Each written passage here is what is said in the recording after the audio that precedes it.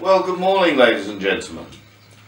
Here we are, early summer, spring, the birds are singing, the flowers are blooming. It's wonderful, isn't it? I hope you've all been very busy.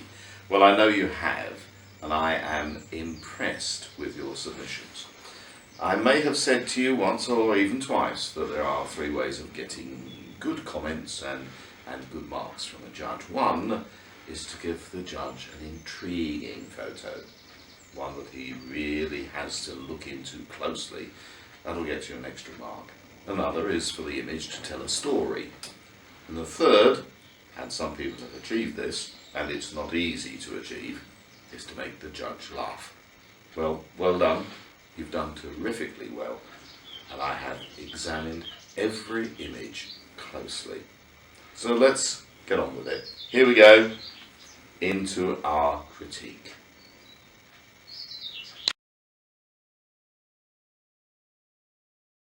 Well, image number 1, beautifully seen with the backlight coming through those lovely tulips. I do like them. The image, I feel, could have been improved by flipping it left to right so that the bend on the tulips is going to the right in the same direction as that in which we write with a pen.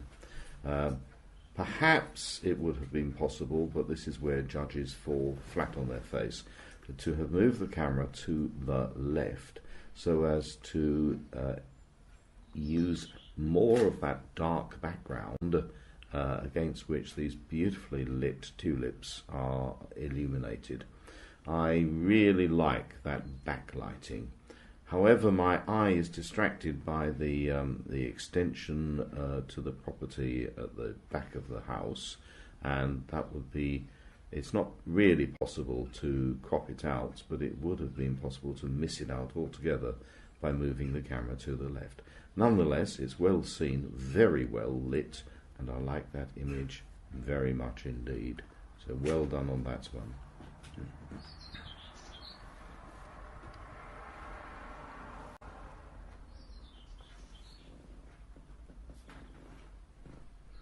Image number 2. Well, it clearly is a spring onion. I like it. And out of all of the images, this one made me laugh. I looked at it and I thought, what the dickens is this? And by golly, it's a spring onion. Actually, the author here has used the idea of the onion in the lower left corner, and the spring going up to the top right hand corner in what I would call the right direction. So I very much like that. However, if I read it the way it's portrayed, it's a onion spring rather than a spring onion. So nonetheless, it made me laugh, and it gets a tick in the box, so I liked it. I don't care if anyone else doesn't like it, but I like it, so well done on that one. Image number 3, a spring of water emitting from this, what would you say it is, a fountain with the face and the fingers. I think that's very well seen, and it shows how the photographer has put their camera down low. They've managed to superimpose the image of the fountain and the squirt of water beautifully, and yes, I very much like that. The face on the fountain bowl isn't doing a lot for me, and my eye is distracted by looking at the face and then looking back to the water spout itself, and I think perhaps that could have been cropped into a portrait orientation. Nonetheless, it's well exposed, it's sharp in all the right places, the focus is precise, and the aperture is exactly right, so that the trees in the background are dropping into softness, exactly what the doctor ordered. So well done, I like it a lot, and yep, more of those please, more of those, that's really good, very well seen. Moving on. Image number 5. Again, the author has taken great note of where to bring in the subject of this photograph from the left-hand bottom corner up to the right-hand corner, exactly in the right direction. Now these lichens are intriguing, so it really is a tick in the box for intriguing the judge, and I very much like that. The background is beautifully soft and could have been softer had you been able to open up your aperture to an even wider aperture. And remember, that is small number, big hole. Small number, big hole is a wide aperture and will allow backgrounds to drop into softness, and depending on which lens you used, you might even have got the background totally unrecognizable. But that's well seen and well taken, and I like the composition of that. So well done with the composition, and a very intriguing photo. So ticks in the box, 2 ticks in the box, very good. Number 6, looking through these twigs at a field of oilseed rape, and very well seen to give us that flavour of May, spring, beautiful colours. This particular crop is irritating because it's so bright, it's so brilliant, it's asking you to take photos of it. And in this case, the photographer has tried to use the composition of frame within a frame, looking through the branches of the hedgerow nearest to the camera. It may have been improved by zooming in somewhat so that we got rid of most of the branches, but retained some of them so as to give us the frame within the frame aspect. I like that a lot. You're never in control of the weather, and unfortunately this is one of those grey, rather boring skies, which are actually ideal for photography because you don't have the bright highlights and the very, very dark shadows that you would have had on a bright sunny day. You also have avoided one of those boring blue skies. Nonetheless, it's well seen, it's well taken, and I think perhaps a serious crop, or going back and doing it again and zooming in, lose most of the sky, lose lots off of the right and the left hand side, and keep it as a portrait orientation composition. So yes, well seen. Thank you for that one. Image number 7. Now here we have an excellent image. I love the sky. I love the way that the daisies in the foreground are absolutely pin sharp, and I particularly am intrigued by the red stroke line around the image. I'm not sure that red actually complements this image, and perhaps the author would consider putting a different colour stroke on it. Perhaps the grey of the clouds, if he or she knows how to pick up with a colour selector the grey of the clouds and change that red stroke to a grey one. But it's very well seen. I love the sky. Look, ladies and gentlemen, at the shadows of the trees on the right hand side. Look how the shadows are coming from the trees nearly towards us. What does that tell us? The photographer has taken this photo into the light. The exact thing that your mother told you not to do, but it works. It's brilliant. I love that technique. It does in fact give us a really good three-dimensional photo, and I like it very much. Gives me an idea of one of the challenges I could give you in the future. Or would that be too difficult? Well, I'll tell you later what the next challenge is. So here we go. An excellent image, very well seen. How could we improve it? The nearest tree has been clipped at the top. That's a shame. The red stroke, to be honest, would be much improved by turning it into grey or possibly the blue of the sky. Other than that, I think that's a cracker. and I'd put that into my collection of highly commended, from which I'm going to have to choose a winner. This is going to be hard this time. It is going to be hard. There are so many good images. Let's move on to image number 8. We have here this statue of the girl springing from what looks like a tuft of grass. So it is spring. I like that very much.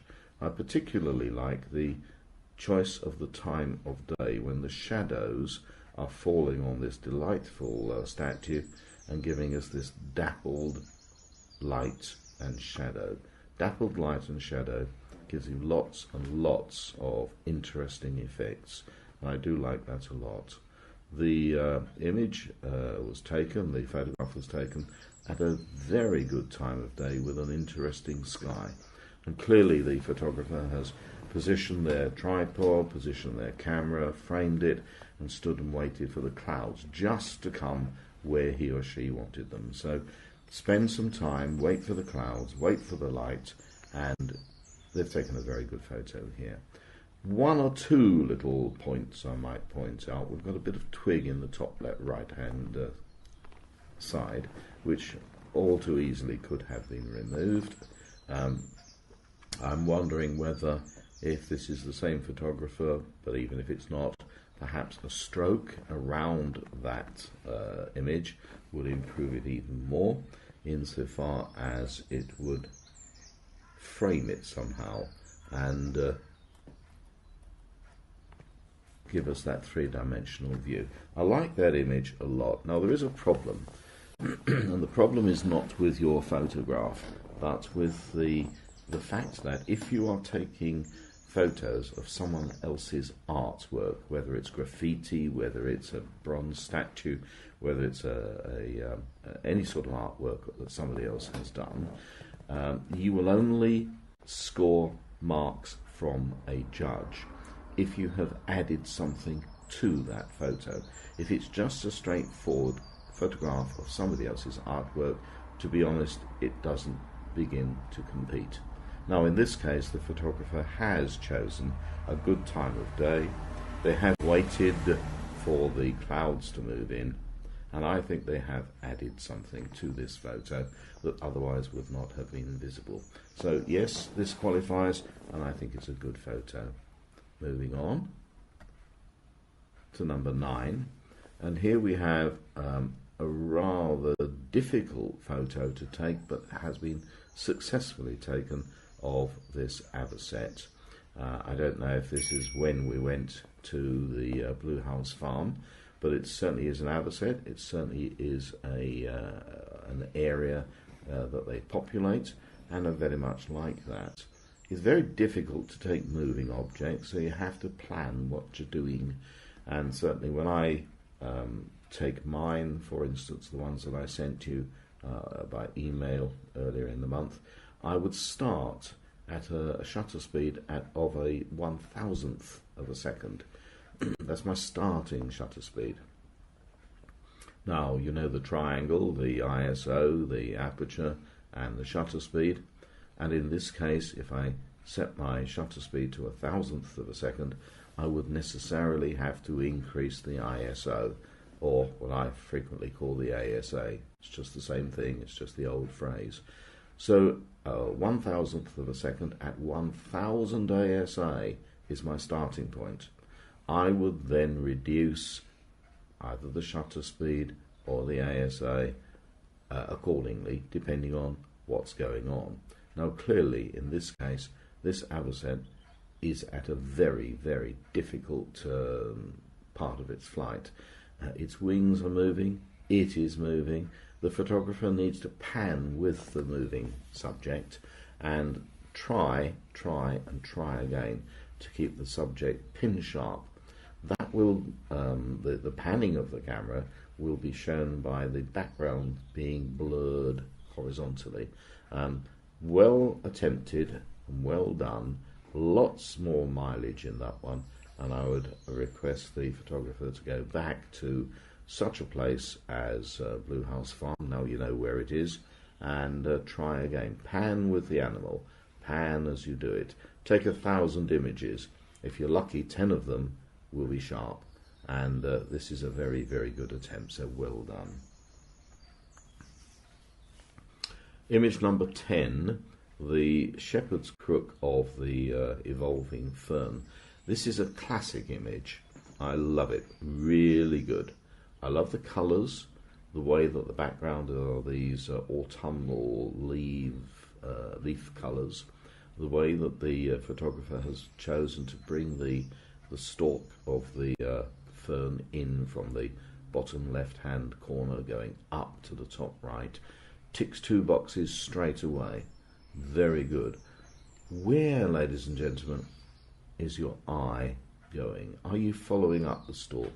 Do you go round the circle at the top, and then do you end up going to that light, bright section on the left-hand side? Well, my eye is distracted by that, which is a little negative point, but I love that. Very well seen. And the fact that the photographer has got down low to take it, has such a pin-sharp photo with such a beautifully soft background, I think puts that in the highly commended category. It's another one, very, very good. I'm impressed with that one, well done. Image number 11.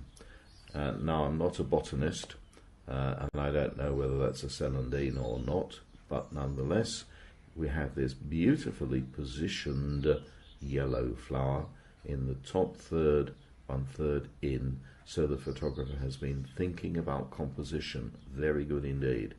I love the way the flower, its petals, its stamens are pin sharp, and the way that the background drops into softness. That's beautifully chosen. Of course, you've used your tripod. I'll give you a little tip here. If you're taking photos of flowers, take with you some knitting needles.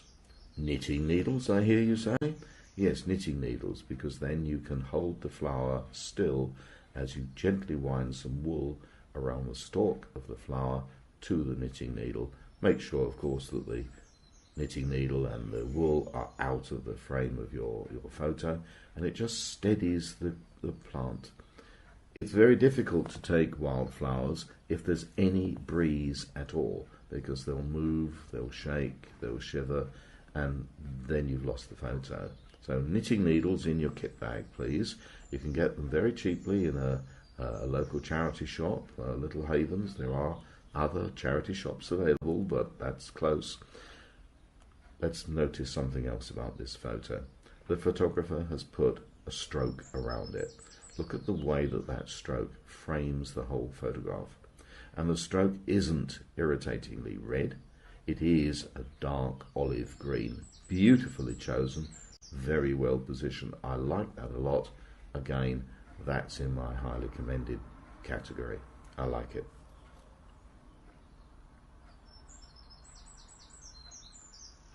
Image number 12. Beautifully seen, frame within a frame, spring scenery beyond. I like that a lot.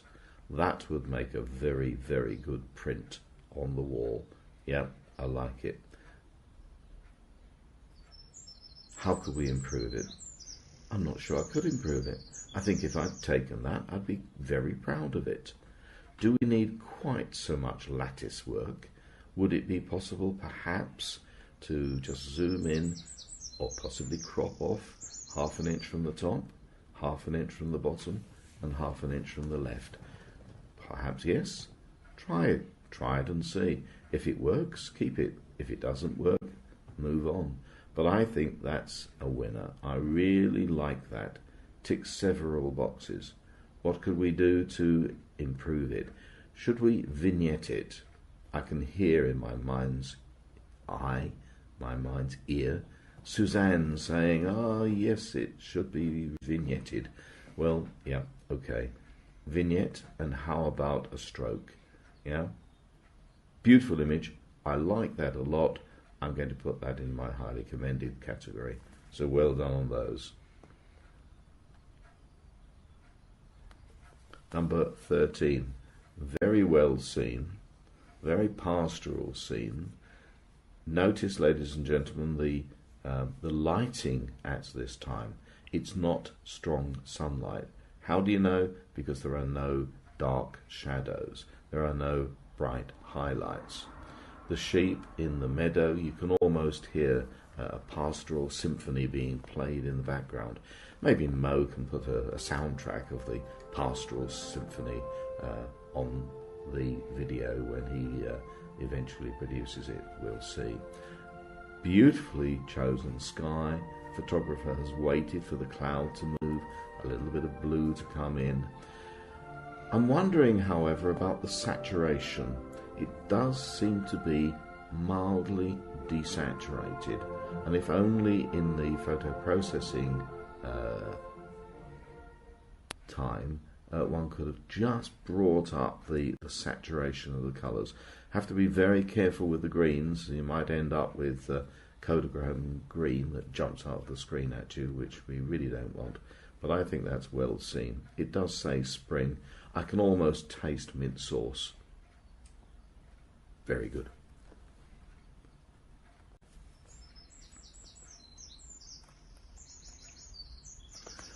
Image number 14. Snow or hail or sleet has landed on the grass. We have this garden scenery beautifully framed by the plant in its pot on the right and the what do you call that? There's a post with a tub hanging from it on the left hand side. My eye is brought in very directly along the path from the bottom left hand corner. Beautifully chosen. That composition is taking me in beautifully. It's held in by the plant on the right and the post on the left, and I'm taken down the garden to see what's going on, and I want to go down that path. I want to look there. My eye is taken in. So that's very good indeed. I'm not distracted by anything at all, though, of course, a gardener, maybe a scarecrow or something in the distance there. I can see something that looks like a bird feeder or I don't know what it is, something in the background there that's intriguing me, and once again the photographer has put a stroke on it. Happens to be a white stroke, but nonetheless I like it very much. Come on, Suzanne, what are we going to say? Vignette it, I hear you say. Yes, very slight vignette just in that top left hand corner to bring it down a smidge, just a smidge. I like that very much. It's very well seen. I'm not sure the focus is quite what I'd like it to be. The distance I want to be rather more in focus, if that were possible. So that's a smaller aperture, bigger number. So something like f16 rather than f11 or f5.6 would just give us a bit more depth of field and focus on the background. If you think that that's going to take too long in terms of shutter speed, exposure, I'm sure you already did put it on a tripod, but you quite clearly could have increased your ASA, ISO, and just plain doubled it. So if your ISO was, I'm going to guess, 200, double it, make it 400. That's a whole stop. A stop is a doubling, or for that matter, a halving. That's what a stop is. So if that were, for instance, f5.6, double it, f11. Double that, f22. So that's 2 stops. But that, of course, would need you to double your ASA, ISO. If it was 100, double it, 200. Double it again, 400. That again is 2 stops. Try it and see. You'll see it works. Very good, well seen. Just want a little more focus. Tick in the box for the stroke. Tick in the box for seeing it. Well done. Image 15. Backlit tulips. Beautifully framed. I like that a lot. It looks as if it's rained earlier in the day, or there's dew on the background hedgerow. I'm not distracted by any extensions to the next door's property. I'm very much appreciating the backlighting as the light comes through the petals of the tulips and the light comes through that delicious green of the foliage. Yep, very nice indeed. I think that's beautiful. How could we improve it? Come on, Suzanne. Tell me. Speak up. Vignette it. That's right. Well done. I like that a lot. Thank you for submitting that. It's a chocolate box image, isn't it? I could almost imagine printing that and pasting it onto a chocolate box and giving it to my partner. Whoever your partner is, photographer, print it, put it on some chocolates and give it to the love of your life. Image number 16. Spring, and it certainly is spring. I like it. Well, ticks in the box. You get a tick in the box for making the photographer, the judge laugh. So that's it. It's a spring. Does it do anything for me apart from making me laugh? Well, actually, it's jolly well seen. Look, ladies and gentlemen, how sharp that spring is, and look how the bricks in the background drop into so soft insignificance.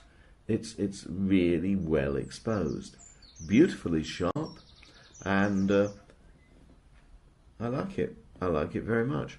Made me laugh. Thanks for submitting it. Well done. Image 17, the close-up macro photo, not easy to do, of the stamen and the stigma of this, what I take to be a tulip. Very well taken indeed. So sharp is it that I can actually see pollen grains on the stigma. So that's very well done. The aperture has been chosen to be so wide that the petals are dropping into softness. Now, with this type of photography, the depth of field is very, very shallow. It's rather like portraiture. You know, you can focus on the eyes and the tip of the nose will be out of focus. In this case, the stigma and the top of the stigma are just on the edge of sharpness. The stamen, the three of them, are beautifully sharp, and the petals are soft. Exactly what the doctor ordered. Well done. Further, the image is coming in. My eye is brought in from the bottom left-hand corner up to the right. Well done. I like that a lot. Could we improve it? Would a little bit of vignetting on the top right and the bottom right improve it a little bit? Would producing a stroke, maybe what colour would we choose? A grey stroke around the image have improved it? Well, either way, try it and see. If you have the photo processing software, give it a spin. I like that image a lot. It's very, very precise. It's technically difficult, and it has been achieved. So well done. I'd put that into my highly commended category, because that is not easy. And ladies and gentlemen, if you haven't tried macro photography like this, give it a try. It's not easy. So well done to the photographer that took this. I think that's beautifully taken. Yep, well done. Image 18. Now that is spring, isn't it? The lovely blossom on this tree. The light isn't strong, which is good. The photographer has chosen the time at which to take this photo. Perfect timing. Some would say it's a boring sky behind it, but I think that's quite nice. If it had been a bright blue sky behind, what goes with a bright blue sky is bright sunlight, dark shadows, and burned out highlights. But these highlights are not burned out. They're beautifully kept in. And if I zoom out to see the whole of the portrait orientation, it's set in a very appealing garden of some description. I like that a lot. Improvements, stroke it. I actually do think a vignette on the bottom would work, bottom left and bottom right. And I think again it's a chocolate box image. I'd like to see that printed, pasted onto a box of chocolates and given to your beloved. I think that's nice. You might give it to your granny if anyone's got a granny. Well, I know a granny, but anyway, there you go. We'll move on.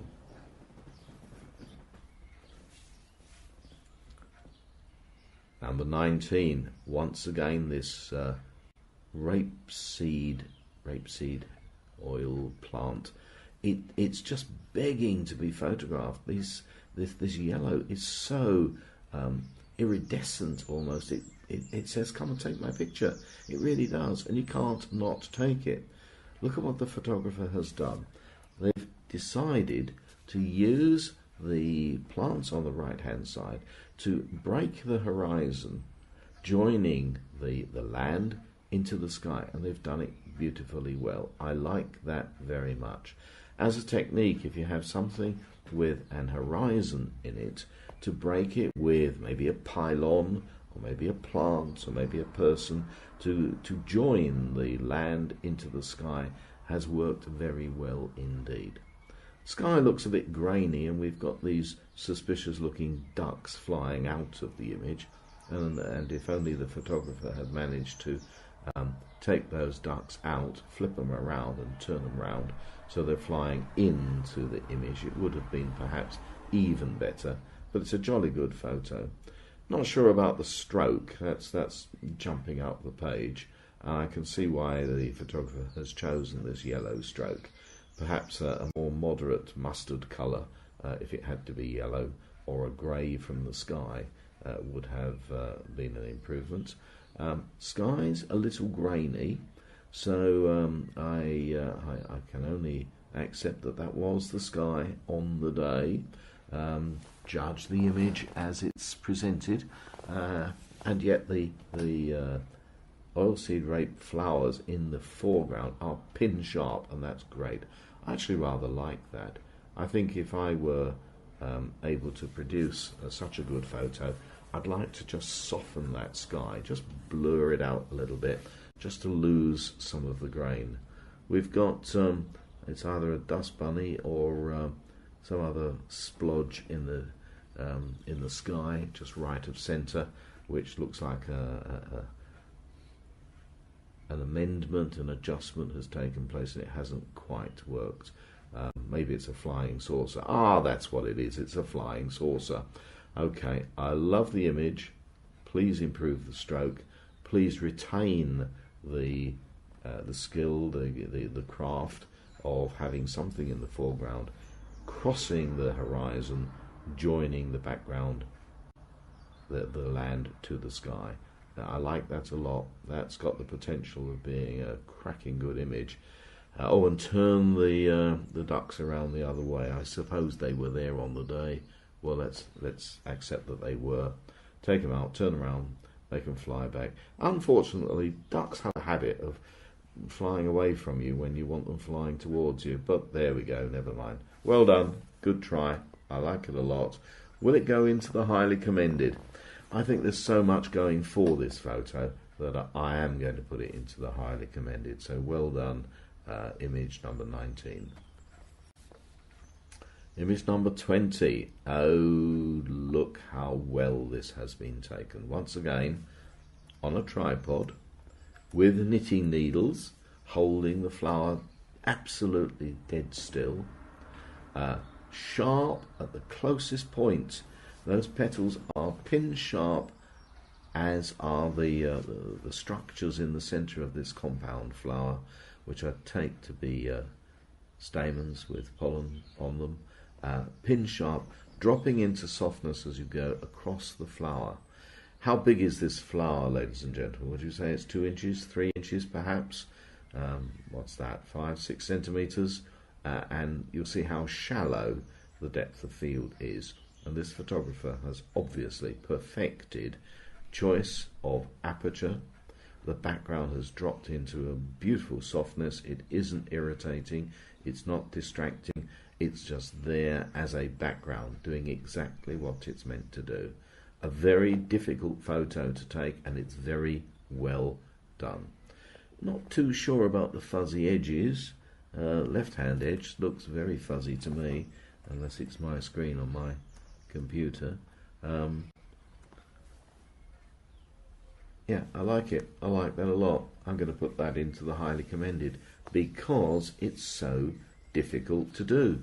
You've done very, very well indeed. Excellent. Well done. Number 21.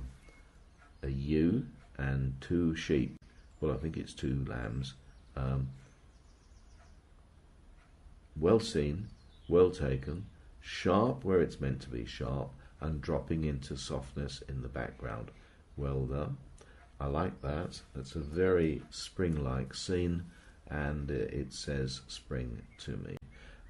The sheep can either run away from you when you're trying to photograph them, which is most irritating, or if they're really young lambs, they'll come to you because they're inquisitive, and they'll really come and present their portraits to you. So, yeah, well seen. Keep it up. There's lots of sheep, lots of ewes, lots of lambs in the fields just at present. And if you haven't tried taking ewes and lambs, get out there while you can before they get put on the plates with the mint sauce, and give it a try, because that is a very good photo. I like that very much. Well taken, well seen, and well produced.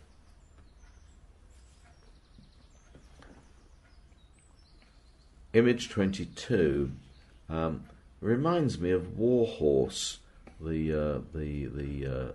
the film, but more exactly the stage play of War Horse, which was tremendous if you saw it. So here we have a Hessian horse with what looks like an owl perched on its head, but that's perhaps its attempt at an ear, and some background. Now, this is well seen and well photographed. The photographer has focused on the Hessian of the horse, leaving, by choosing the aperture appropriately, the background to drop into softness. So an interesting and intriguing photo. Nonetheless, it is a photo of someone else's artwork. So we have to ask ourselves, what has the photographer done to change the scenery, the view? And in this case, what they've done is to choose a good aperture. Now, I know you're all very well versed by now in aperture and the selection of aperture, shutter speed, ISO, the film speed that we laughingly call it, and the use of your tripods. And that's why you're all walking around with tripods. So well done with that. What has the photographer done with this one? Well, come on, Suzanne. It's your turn now. What are you going to tell me? It should be vignetted. You're right. So vignette it, and that will be an improvement perhaps. But it's well seen. I like it. It's well focused. Thank you for the photographer. Image 24. A horned sheep of some description. I don't know the breed of sheep this is, and its lamb. Very well taken, if a little central. So what could the photographer have done? Ideally, to take the camera and just sweep it to the right a little bit. However, the photograph as it is could be improved by taking off at least an inch from the left-hand side, giving the ewe and its lamb a little more distance on the right of the image. Other than that, it's well taken, it's sharp, the aperture is appropriately selected so as to leave the background in softness. Could have been a little softer by taking a wider aperture, smaller number, larger hole, shallower depth of field. Maybe a stroke, maybe some vignetting. I can hear Suzanne piping up, bit of vignetting, but it's good. Yes, pleasant photo. Image 25, beautifully seen. It's a spring scene with the reeds bringing us in to the background of the grass. Beautifully chosen time of day. I like the shadows. They're not intense, but they are giving me a three-dimensionality to the scene that I'm seeing. I very much like the lily pond on the bottom left-hand corner, which is bringing me into the reeds. And I'm wondering whether there are two photos here. One being the top half of the photo with the more distant lily pond, and one being the bottom half of the photo, just the lily pond held in by the reeds. I think that's a superb location. I think I'd like to have been there to take photos there myself. Yes, well chosen. I like the time of day. Longish shadows, beautiful sky. I hate pale blue skies, but that's got some cloud in it. That's got some structure in it. I like that a lot. Perhaps just a tad more saturation, if you can with your software. Increase the saturation, but be very careful that you don't overdo it. You don't want emerald green or Kodachrome green. You want just a tad, I would suggest, more richness in the green and perhaps a tad more warmth in the reeds, just to see whether that works. Yeah, I like that. I think I'd like to put that on my computer and play with it in Photoshop and just see what I could do with that. Yeah, I like it a lot. Well done. Well seen. Well taken. Image 26. Beautiful, beautiful image of these bluebells. In the woods. It says spring to me. I can almost taste the aroma of those bluebells. I know where that is. Well, I feel I know where it is. It's probably could be a million places. But it's wonderful. Yeah, I can taste it. I'm just breathing in the taste of those bluebells. Ah, it's wonderful. Yes, yes, that really is reminiscent of spring. And if a photo does that to me, it gets a tick in the box. So well done for that. I like that a lot. I think perhaps taking ½ an inch off of the bottom of the photo would improve it. But I can still taste those bluebells. The aroma of those bluebells is just, fantastic. I love it. I love it. Well done.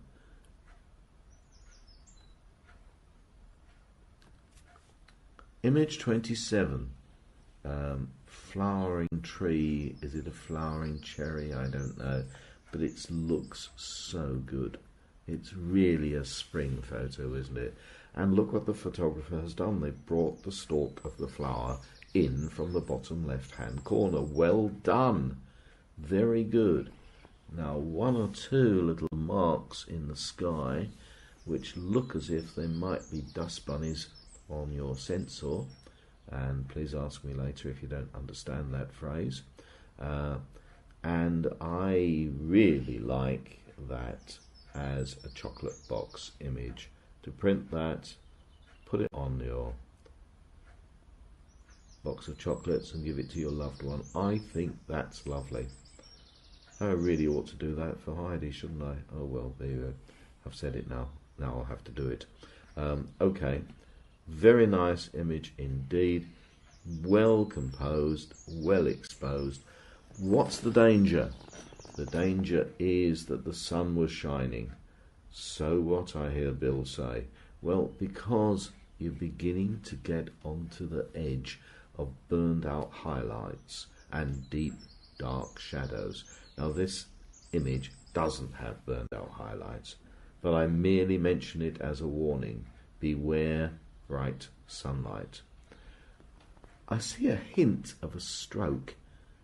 I'm not sure it's just an optical illusion on my screen, but it looks like a dark blue stroke around it, which if it's really there, gets a tick in the box.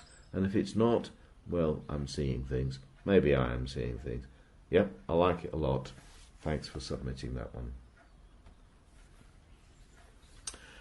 Image 29, I love it. Well, well, well. 3 little ducklings. The magic number 3. You know, in photography, 3 works brilliantly well. Now, how much cookery has gone into this image, I do not know. But there's each of the chicks, each of the ducklings, has a highlight in the eye. That's extremely difficult to achieve in reality. But nonetheless, it gives me a pinpoint, it gives me a catch light, and I love it. The ducklings are walking in from the left-hand side. I love that.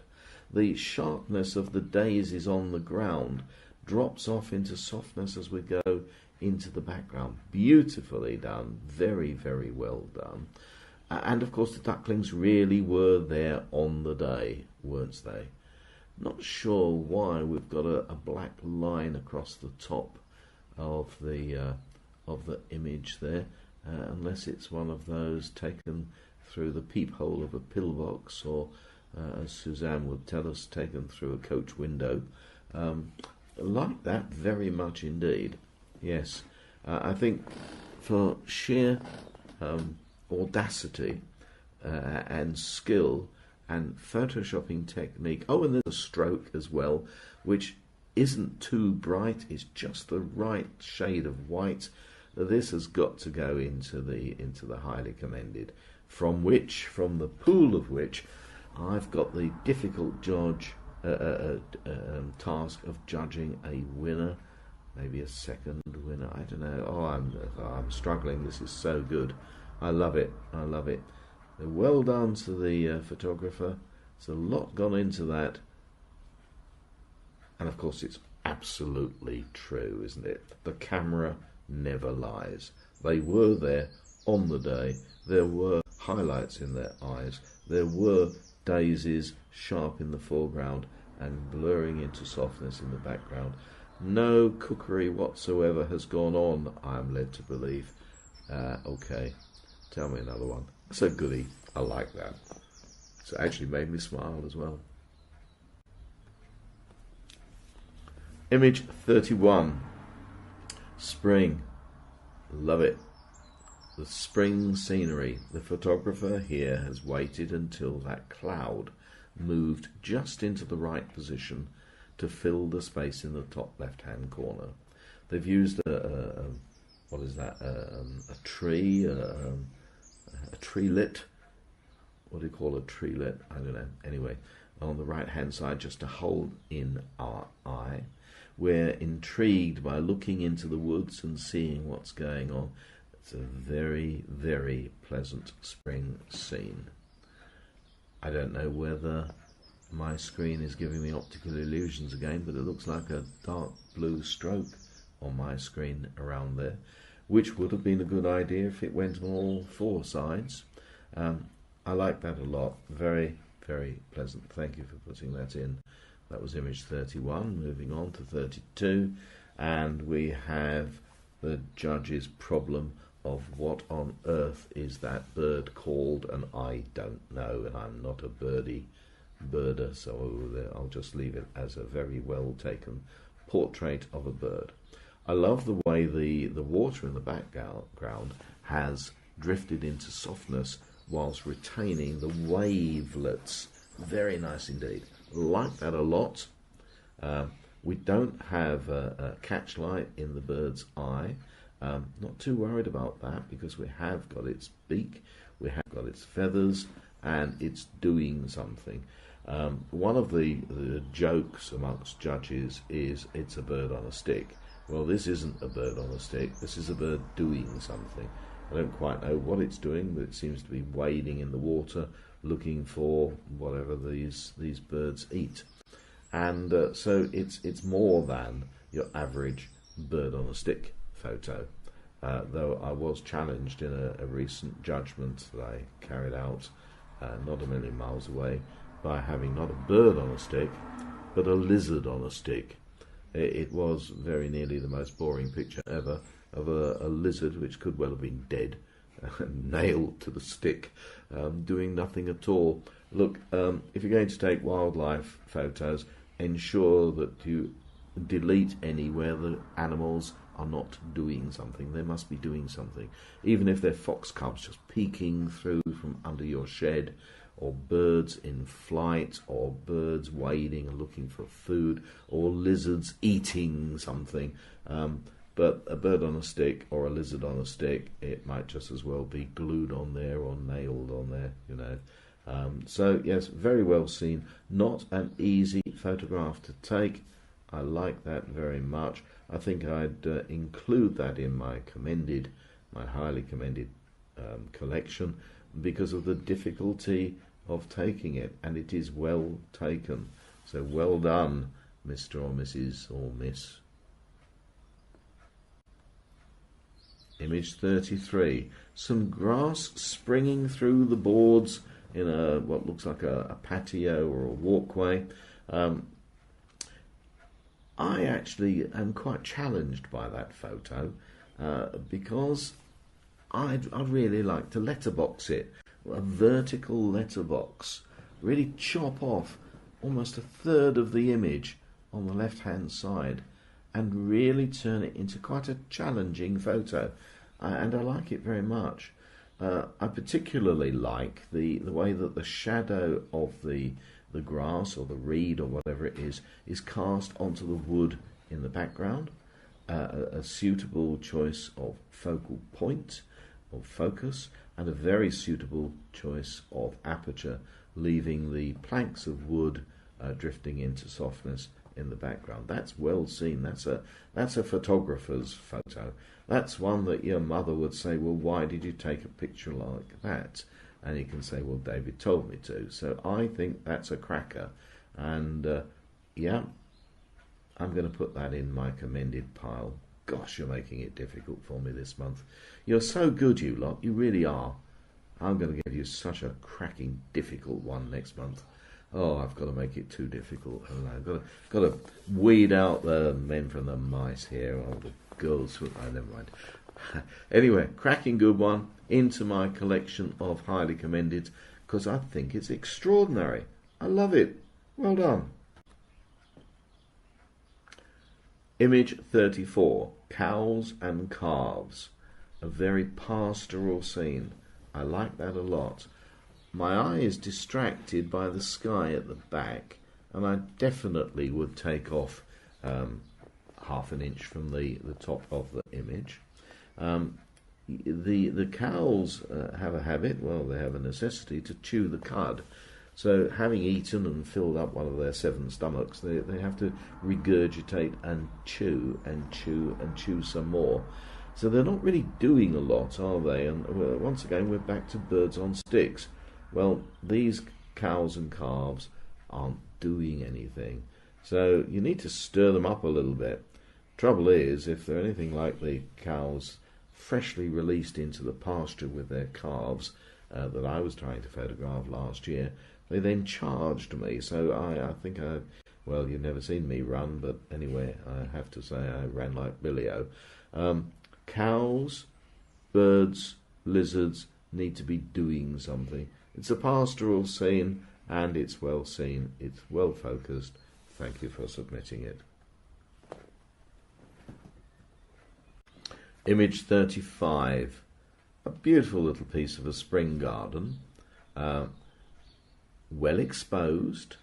Camera, unfortunately, is rather high and could have been lowered considerably so as to give a lower aspect. I know what you're going to say. It's all right, David's saying get down low. It's getting back up again that's the difficulty. I know. Nonetheless, hold your camera down low, point it in the rough direction, having set your various adjustments to the magic 3 things, and push the button, and then push the button again, and then push the button again. Then get somebody else to lift you back up again. My eye is distracted by the soil and the stones on the right-hand side, and that could easily have been cropped off to give me a square format. And I do like a square format. Did you take several photos? Well, I know you did. Did you try photographing from below the bluebells up through the blossoms? I'm sure you did. Did you try putting your camera over there on the right where that soil is and taking an image into the light? I'm sure you did. I'd like to see those, because I think you probably could make a very pleasant triptych, 3 photos that go together, having positioned your camera in 3 different positions around that subject. So yeah, jolly well done, and more to do on that topic.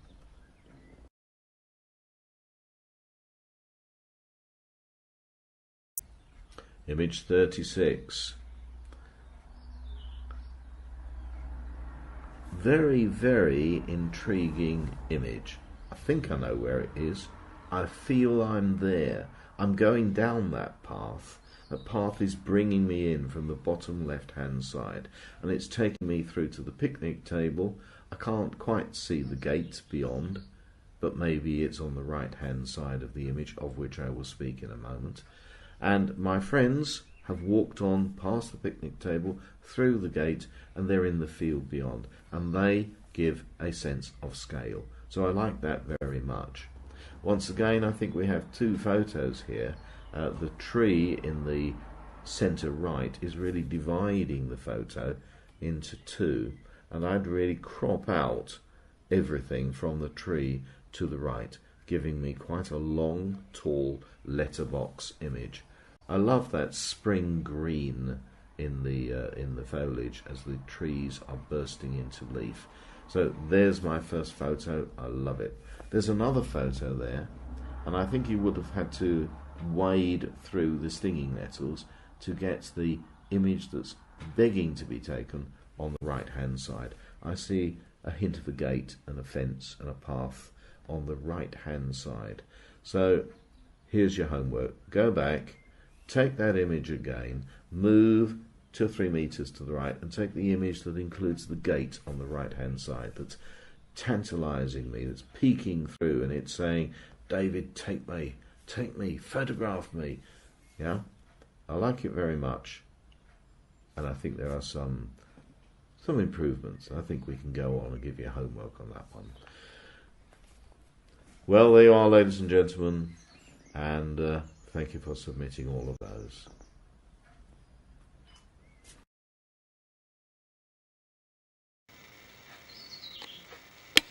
Well, there we are, ladies and gentlemen. What a superb set of submissions. I am overwhelmed by the quality, the diversity, and the sheer intuition, I don't mean that, initiative of the participants. You've all done astonishingly well, so well done to all of you.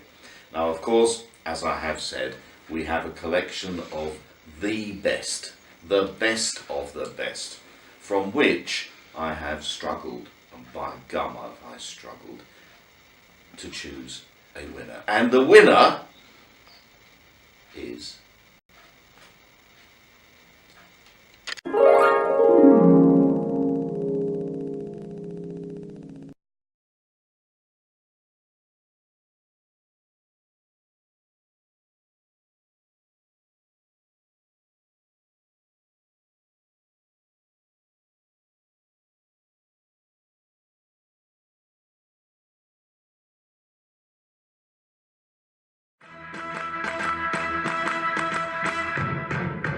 Congratulations and celebrations when I tell everyone that you're in love with me.